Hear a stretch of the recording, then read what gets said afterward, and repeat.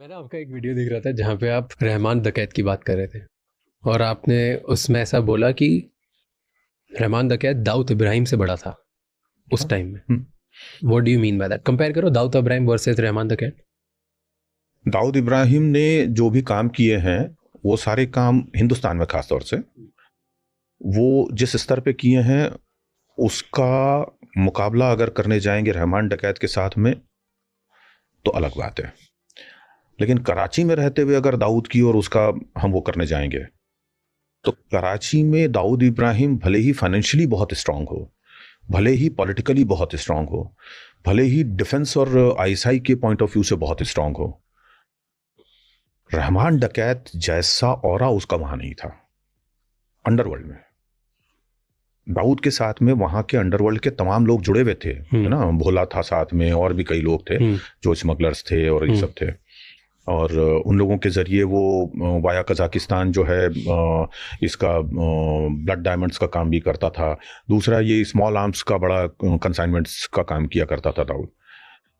लेकिन जो कद और जो खतरनाक मतलब ग्रुप रहमान के पास था बलोच लोगों का, वैसा इन लोगों के पास तो बॉम्बे में भी कभी नहीं रहा। क्या था ऐसा? वो बड़े खतरनाक लड़ाके हैं, जिहादी नहीं बोलते हैं उनको, वो लड़ाके हैं, जंगजू हैं। और वो इस हद तक चले जाते हैं कि मतलब आप सोच नहीं सकते।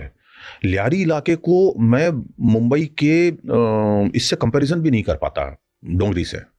जमीन आसमान का फर्क है। क्यों? अरे हमारे यहाँ तो साला 9mm पिस्टल इस्तेमाल कर ली, बहुत ज्यादा हुआ तो AK-47 चला ली। वो लोग तो साले MP4 और पता नहीं कौन कौन सी तो गन्स रखते हैं। जब चौधरी असलम साहब ने उसको रेड किया था और उसको मारने की कोशिश की थी, 8 या 9 घंटे एनकाउंटर चला था। उस समय इनके पास में अधिकतम जो है LMG थी, लाइट मशीन गन। पुलिस के पास, ATS के पास, उनके पास से साला RPG सामने से आ रहे थे। रॉकेट प्रोपेल्ड जो ग्रेनेड्स हैं वो सामने से आ रहे थे। एक डिफेंस की जो स्ट्रेंथ होती है उस तरह की स्ट्रेंथ में वो लोग लड़ रहे थे। लियारी जैसे इलाके में। हाँ। और लियारी कहाँ है? विद इन द कराची है ना। कराची से मतलब जैसे मुंबई से आपका पठानवाड़ी कितना दूर है, उतना भी दूर नहीं है।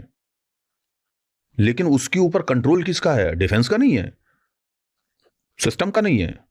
कंट्रोल उस पर रहमान डकैत का है। रहमान डकैत के पहले एक और बंदा था, वो कंट्रोल करता था। उसके जाने के बाद में रहमान डकैत का हुआ।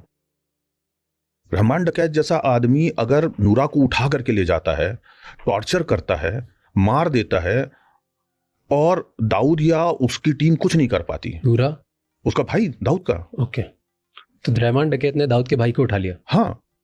एक कहानी जो कही जाती है, जो मतलब मुझे मेरे किसी इन्फॉर्मर ने बताई थी, उसका यह दावा था कि जो डी कंपनी के दावे से थोड़ा सा अलग था। डी कंपनी ने कहा कि नूरा की मौत जो है हार्ट फेलियर से हुई या किडनी फेलियर से हुई। ये दो बातें अलग अलग उस वक्त हमें बताई गई डी कंपनी के सोर्सेस से, या इवन छोटा शकील ने भी एक दो चैनल्स को और इनको इंटरव्यू देकर के बात कही थी। लेकिन पाकिस्तान के उस पर्टिकुलर इन्फॉर्मर का ये कहना था कि रहमान डकैत का कोई रिश्तेदार था जिसकी जमीन पे इन लोगों ने कब्जा कर लिया था। काफी बड़ी प्रॉपर्टी थी, काफी महंगी प्रॉपर्टी थी कराची की, और उस पे ये लोग एक मॉल बनाना चाहते थे, टी कंपनी वाले। हाँ। और उस मॉल को बनाने के लिए उस पे कब्जा किया, और जब इसने पैसे मांगना शुरू किया तो उसको 8-10 करोड़ रुपए दे रहे थे, जबकि वो प्रॉपर्टी कुछ 1000-1200 करोड़ की थी। उसने बहुत कोशिश की, पुलिस में भी गया, इधर उधर गया, लेकिन उसको कहीं से कोई रिप्राइव नहीं मिला, कहीं से कोई उसको मदद नहीं मिली। किसने? उस बंदे ने, जिसकी जो प्रॉपर्टी थी, लैंड ओनर। तो वो समहाउ किसी तरीके से रहमान डकैत के रिश्ते में था या परिचित था।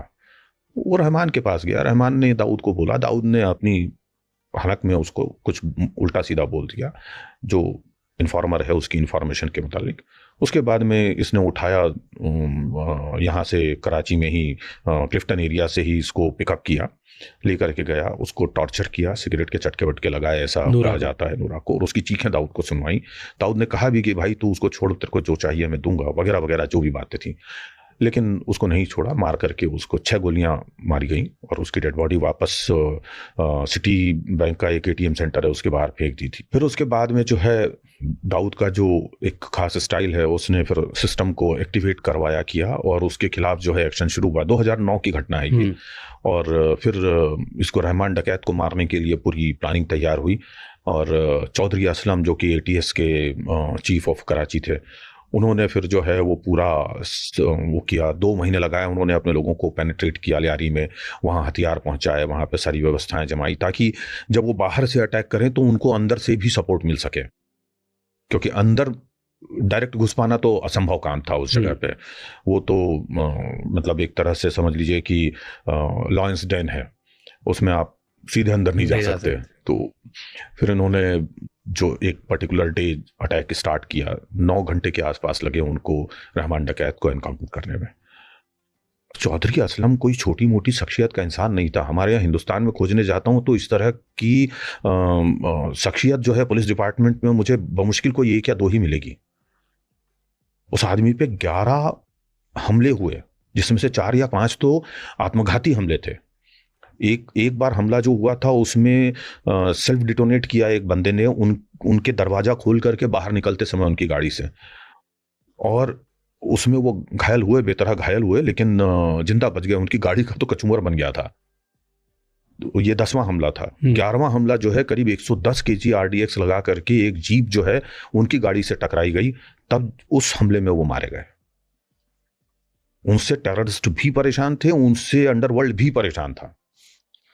उनको हर व्यक्ति मारना चाहता था, वहां के पुलिस ऑफिसर। ऑब्वियसली ऐसा कहा नहीं है। तो ऐसा क्यों था कि वो अपना काम करते थे? इतना पावर क्यों था रहमान डकैत के पास कि दाऊद इब्राहिम भी उसके एरिया में नहीं जा पाता था?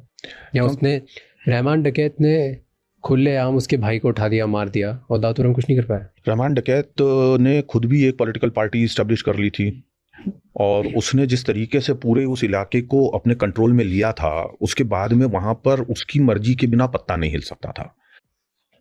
और बहुत ही हिंसक किस्म के उसके साथ में टीम थी जो मरने मारने के लिए सदा तैयार रहती थी, बेहतरीन हथियारों से लैस थे।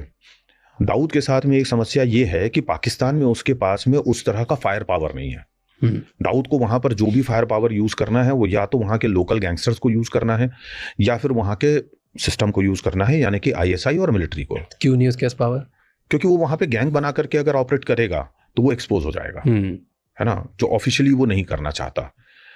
और पैसे से जब सब कुछ खरीदा जा सकता है ना, हथियार भी आ सकता है, आदमी भी आ सकता है, सिस्टम भी आ सकता है, तो वो क्यों अब वहां पे खून खराबा करने के लिए अपनी टीम बनाए, अपने लोगों को मरवाए? तो जिस काम को करवाने के लिए मुझे 1 करोड़ खर्च होना है, उसके बदले में 10 फेंक दूंगा, पैसे की कोई कमी नहीं है, वो वाली बात है उसके लिए। रहमान डकैत के पास में ऑन द कॉन्ट्ररी जो है अपने विश्वास पात्र लोगों की टीम थी। पैसे से खरीदा हुआ जो किलर होता है या मर्सनरी होता है, वो शायद उतनी ताकत नहीं लगाएगा किसी की हत्या करने के लिए या कोशिश करेगा, लेकिन यहाँ पे तो आदमी अगर जुड़ा हुआ है तो वो मरने मारने पे आमादा हो जाएगा। मैं जान भी दे दूंगा और जान तो ले ही लूंगा।